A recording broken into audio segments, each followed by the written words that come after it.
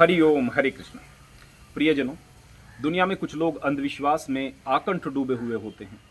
कुछ लोग ऐसे होते हैं कि वो अंधविश्वास का विरोध करते हैं और अपने स्थान पर इतने कट्टर होते हैं कि जीवन में चाहे जैसी भी स्थिति आ जाए वो अंधविश्वास की शरण में जाते ही नहीं। वहीं पर तीसरी प्रकार के लोग ऐसे होते हैं जो कि अंधविश्वास का विरोध तो करते हैं, लेकिन जीवन में जब कोई कठिन समय आता है तो फिर वे अंधविश्वास से चिपक जाते हैं। मान लिया कोई व्यक्ति है, वो अंधविश्वास का विरोध करता है। उसका बेटा बीमार हो गया, बेटी बीमार हो गई, कोई परिवार का प्रियजन उसका बहुत बीमार हो गया। किसी व्यक्ति ने कहा कि एक बार तू डॉक्टर के साथ साथ उस तांत्रिक के पास भी जाकर के देख ले, हो सकता है कि तुम्हारी समस्या का समाधान हो जाए। क्योंकि वो प्रेम बहुत ज़्यादा करता था उस व्यक्ति से, उसने सोचा कि मेरा यकीन तो नहीं, पर जब ये लोग कह रहे हैं एक बार जाकर के देख लूँ, वो वहाँ पर चला जाता है और इत्तफाकन उसके उस प्रियजन को आराम होना शुरू हो जाता है। हो सकता है कि पहले की किसी दवाई ने असर कर दिया हो, किसी पहले के इंजेक्शन ने असर कर दिया हो, और डॉक्टर का इलाज भी तो अभी चल ही रहा था। ऐसे लोग डॉक्टर का इलाज बंद नहीं करते हैं, डॉक्टर का इलाज साइड में चलता रहता है। अभी डॉक्टर के इलाज ने कुछ काम कर दिया हो, लेकिन उनके मन में बैठ जाता है कि भाई डॉक्टर से तो इलाज पहले से भी करा रहे थे, तब से तो कोई आराम नहीं हुआ था, अब तो ये आराम जो है इस तांत्रिक से ही हुआ है। और बस ऐसे तांत्रिकों का धंधा चल जाता है और वो आदमी पुनः अंधविश्वास में संलिप्त हो जाते हैं। एक व्यक्ति के मेरे पास में जिज्ञासा आई, कहने लगा, गुरुजी पहले मैं बिल्कुल विश्वास नहीं करता था इस तरह के फलित ज्योतिष पर या फिर तंत्र मंत्र पर इत्यादि इत्यादि पर, लेकिन मेरी बेटी जो कि बहुत अच्छी बेटी थी, ऐसी बेटी भगवान सभी को दे, लेकिन अभी कुछ दिनों से मैं महसूस कर रहा था कि उसका दिमाग पढ़ाई में नहीं लग रहा था, अजीब सा बिहेव वह कर रही थी, हर बात पर गुस्सा होती थी। अभी स्थिति ऐसी हो गई कि वह पागलों जैसी हरकतें करने लगी। अगर उसको जबरदस्ती हम किसी काम के लिए रोकते थे तो पता नहीं कितनी ताकत उसमें आ जाती थी, हमें पटकने जैसी स्थिति में आ जाती थी और ऐसा लगता था कि जैसे इसके अंदर तो कुछ है। फिर हम फला फला तांत्रिक के पास में गए, उसने इलाज किया और यह भी बताया कि इस पर जो है राहु की जो है इसकी स्थिति बहुत खराब है, शनि की दृष्टि इस पर है और कई प्रकार के भूत प्रेत इत्यादि की भी बात बताई। अब मैं इन चीज़ों पर यकीन करने लग गया हूँ। आप लोगों की शिक्षा भी मैं मानने की कोशिश करता हूं, लेकिन ये मेरे व्यवहार में आ गई हैं बातें। अब मैं इन चीज़ों को न मानूं ऐसा नहीं हो सकता है। वास्तव में ऐसी जिज्ञासाएं बहुत सारे लोगों की आती हैं। कोई कहता है हमारा बेटा जो है वह गलत रास्ते पर चल दिया है, कोई बेटी गलत रास्ते पर चल दी है, किसी का भाई गलत रास्ते पर चल दिया है, किसी की बहन जो है वो काबू से बाहर हो रही है, उसमें ताकत बहुत ज़्यादा आ रही है, क्योंकि उन्हें ऐसा लगता है कि उसके अंदर भूत प्रेत या जिन वगैरह पता नहीं क्या है। ये ऐसी स्थिति क्यों हो जाती है? वास्तव में हमारी जिंदगी में हर उम्र का एक अलग अनुभव होता है।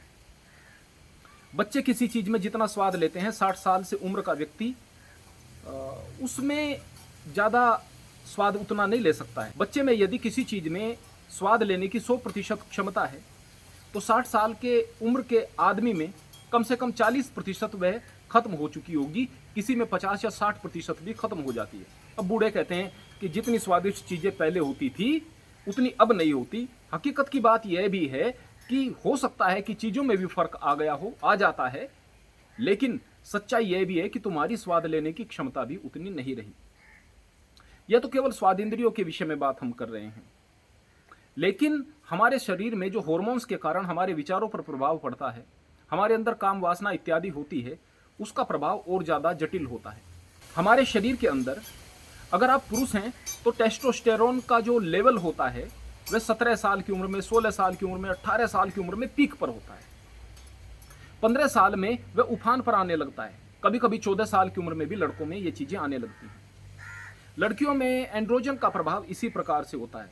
साथ में उनके अंदर भी, लड़कियों के अंदर भी भले ही यह पुरुष हार्मोन होता है, टेस्टोस्टेरोन की मात्रा होती है, जिसकी वजह से उनके अंदर काम वासना इत्यादि जागृत होती है।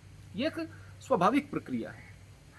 अगर आपके इन हार्मोन्स में असंतुलन हो जाता है, अगर ये आपके हार्मोन्स जब जवानी में विकसित हो रहे हैं, उस वक्त आपका मन भी गंदगी की तरफ चला जाता है, तो काम वासना इन दोनों स्थितियों में चरम पर होती है।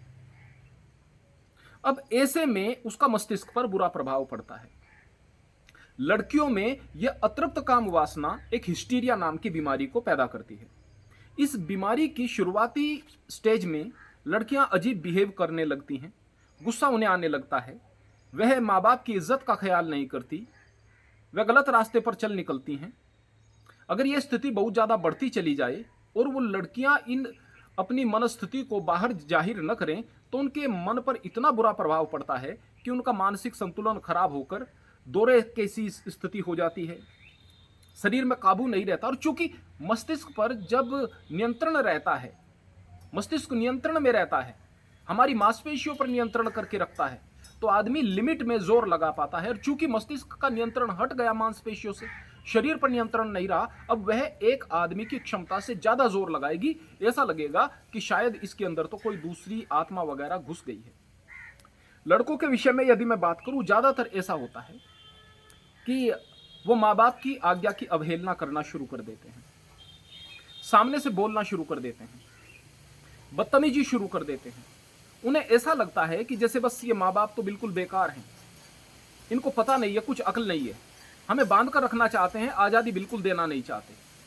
इन्हें समझ नहीं है आज के ज़माने में कैसे रहना है। ये अपने ज़माने की बात कर रहे हैं या दकियानूसी हैं।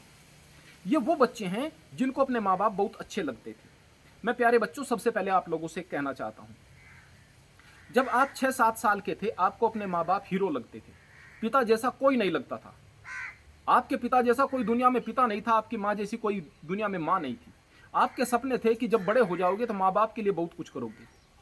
आज आपको यही माँ बाप अच्छे नहीं लग रहे, विशेष रूप से बाप बड़ा दुश्मन लग रहा है। यकीन मानिए, ये आपके 4-5 साल, 6 साल बीत जाएंगे, 7 साल बीत जाएंगे, आपकी उम्र जो है वो 24-25 साल को क्रॉस कर जाएगी। फिर आपको ऐसा लगेगा कि वास्तव में आपके माँ बाप बहुत अच्छे हैं। फिर ऐसा लगेगा कि गलती आपकी थी। या जो मैच्योरिटी आई उसके बाद फिर सही से दिखना शुरू हो जाएगा। अभी ये जो अंधापन है, अभी ये जो दिमाग में गफलत छाई हुई है, अभी जो विचित्र विचार आ रहे हैं, ये आपके विचार नहीं है, ये आपके हार्मोन्स का प्रभाव है, ये आपकी उम्र का प्रभाव है। तो क्या सभी बच्चों पर एक जैसा उम्र का प्रभाव पड़ता है? नहीं, एक जैसा नहीं पड़ता है। कई घरों में बहुत ज़्यादा भक्ति का माहौल होता है, बहुत ज़्यादा संस्कार का माहौल होता है। छोटी छोटी चीज़ें बच्चों को बताई जाती हैं। ख्याल रखा जाता है कि टीवी में कोई ऐसी चीज़ न चले जो अश्लील सी हो, जो कि वास्तव में ऐसी हो जो कि नहीं चलनी चाहिए। कई बार क्या होता है कि बड़ों को पता भी नहीं चलता कि ये चीज़ें अश्लील हो सकती हैं।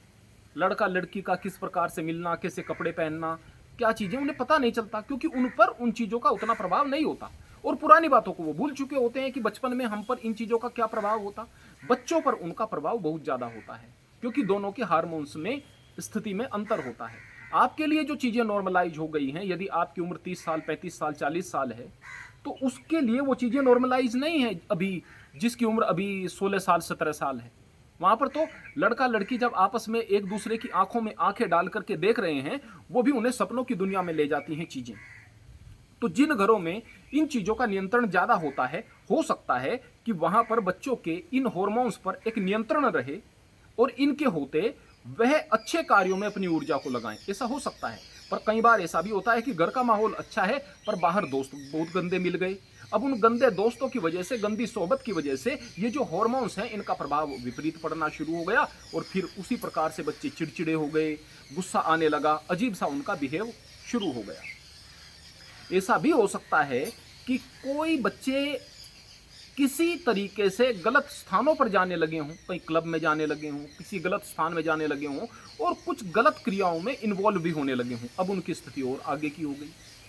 अब अगर किसी कारण इन चीज़ों से उन्हें रोकने का प्रयास करते हैं तो फिर उसका विपरीत प्रभाव इन पर पड़ता है। नहीं रोकने का प्रयास करते तो फिर ये बर्बाद हो जाते हैं। ये एक ऐसा चक्रव्यूह है जहां से बच्चों की बर्बादी लगभग तय हो जाती है। लेकिन प्यारे बच्चों, सबसे पहले मैं आप लोगों से एक बात बताना चाहता हूं।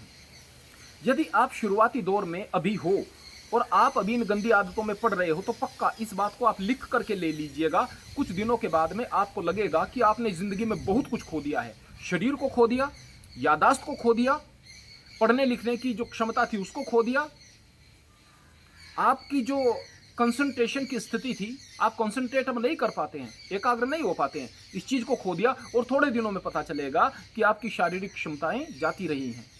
किसी भी इंद्रिय के ज्यादा प्रयोग से उस इंद्रिय की शक्ति समाप्त होने लगती है, इंद्रियां निस्तेज होने लगती हैं। और आप जिन इंद्रियों का ज्यादा इस्तेमाल कर रहे हो वहां से तो आपकी ऊर्जा उत्सर्जित हो रही है, वो बह रही है। तो जाहिर सी बात है, आप ऊर्जा विहीन होकर के, निर्वीर्य होकर के, क्षमता विहीन होकर के, लड़का हो या लड़की, निस्तेज हो जाओगे, बर्बाद हो जाओगे। फिर मैं आप सभी घर वालों से यह बात बताना चाहता हूं कि आप यदि इस स्थिति को देख करके कि आपका बच्चा विचित्र बिहेव कर रहा है और आप अंधविश्वास में पड़ रहे हो, दोहरा नुकसान आपका हो रहा है। बच्चे गलत रास्ते पर चलेंगे ही चलेंगे और ये अंधविश्वास ये आपको आश्वस्त करके रखेगा कि आप प्रयास तो कर रहे हैं। प्रयास होना चाहिए था कि बच्चे के मन की बात को सुनते, उसके पास बैठ करके दोस्ताना उसके साथ में व्यवहार करके उसकी बात पूछते, और वो अगर गड्ढे में गिर गया है तो उसे गड्ढे से बाहर निकालने का प्रयास करते। यद्यपि सबसे बेहतर तो व्यवस्था यह है कि हमारे आसपास गुरुकुलीय शिक्षा पद्धति हो, ऐसी स्थिति हो जहां पर बच्चों को पढ़ाया जा सके, जहां पर शिक्षा हो, आधुनिक शिक्षा भी हो, जहां विज्ञान की बात हो, ज्ञान की बात हो, जहां गणित की बात हो, जहां पर अलग अलग भाषाएं भी अच्छे तरीके से पढ़ाई जाएं। भले इंग्लिश मीडियम हो, फर्क नहीं पड़ता, लेकिन यह बात जरूरी है कि संस्कृत का भी ज्ञान हो, संस्कृति का भी ज्ञान हो, जहां पर संस्कार भी सिखाए जाएं, योग भी सिखाया जाए, और जहां पर बच्चों को ब्रह्मचर्य की भी शिक्षा दी जाए। ऐसी व्यवस्था होनी चाहिए। लेकिन अगर नहीं है तो क्या किया जाए भाई? और होना इतना आसान भी नहीं होता है। जैसे कि हम लोग अपने क्षेत्र में एक इस तरह की व्यवस्था करना चाहते थे, लेकिन इतना विरोध हुआ कि उसके बाद में ये सारी की सारी चीजें बेमाने सी नजर आई। तो जो क्षेत्रीय लोग हैं वो कर नहीं पाते, उनका विरोध होता है।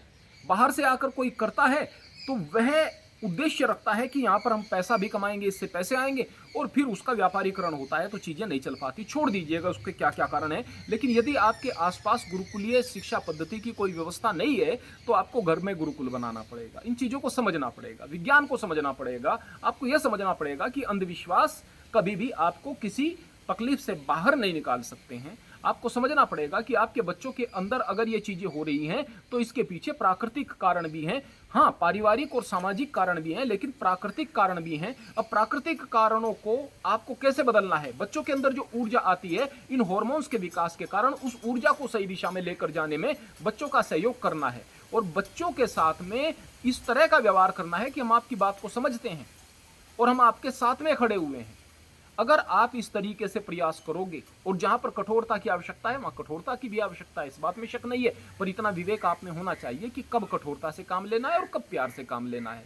तो यदि आप इन चीजों को कर पाए और अंधविश्वास से बच पाए तो निश्चित रूप से प्रत्येक घर में बच्चे गलत रास्ते पर चलने से बच जाएंगे। मैं अक्सर देखता हूं कि बच्चे गंदी आदतों में, जो छोटे बच्चे हैं हस्तमैथुन इत्यादि की आदत में 11 या 12 साल की उम्र में लड़के पढ़ रहे हैं, और लड़कियां 12 साल की उम्र में गलत गलत चीजें, गलत गलत ख्याल बनाना शुरू कर देती हैं। वो बच्चियां होती हैं, उस वक्त बहुत छोटी बच्चियां होती हैं। माँ बाप को लगता है कि ये बच्चे इनोसेंट हैं, बट वो ध्यान नहीं दे पाते या उन्हें याद नहीं होता कि कितनी कम उम्र में उनके शरीर में कुछ परिवर्तन होना शुरू हो गए थे।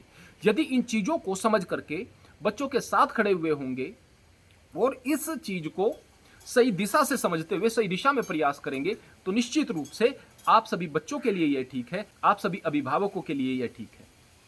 आप सबका कल्याण हो, आप सब धर्म के मार्ग पर आगे बढ़ें, आप सब अंधविश्वास से बचें, ऐसी हम कामना करते हैं। हरि ओम, हरि कृष्ण।